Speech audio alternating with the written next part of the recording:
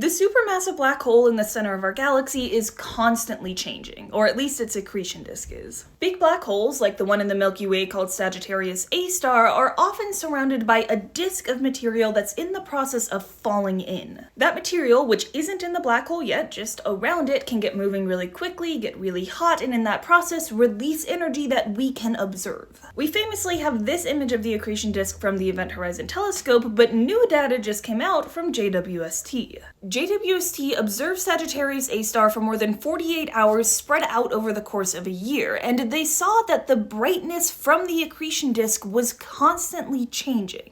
JWST can't actually resolve the accretion disk. The changes in size you were seeing in that video weren't real, it was just an instrumental effect as it tried to handle the brightness. But those changes in brightness were real. Here you can see the 7 different observations they took, and they looked at 2 different energies of light. These black and gray lines are reference stars, and as you can see, they're very consistent, but the black hole is not. It's just constantly changing, including some really big, bright flares. These flares are probably caused by turbulence and interactions with the magnetic field within the accretion disk, but it's a complicated system that we don't really understand yet. And it's made more complicated by the fact that there's a little bit of an offset. The flare showed up a little bit later in the low energy observations compared to the high. Now, we've seen evidence that there's flares and fluctuations around this black hole before, but we've never been able to get such long, continuous observations and 2 different wavelengths simultaneously. And if you thought this was kind of interesting and cool, well, this research is funded by NASA and the NSF, which are currently being gutted.